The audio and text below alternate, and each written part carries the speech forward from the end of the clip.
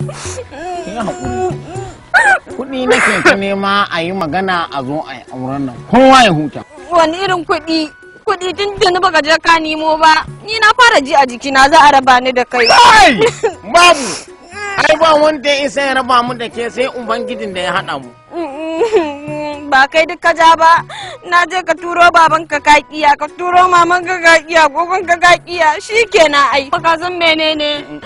Babana ya ce in ya ƙara gani na da kai sai ya kakkarya ni. Aya, to me dabara? Dabara. Me abun yi?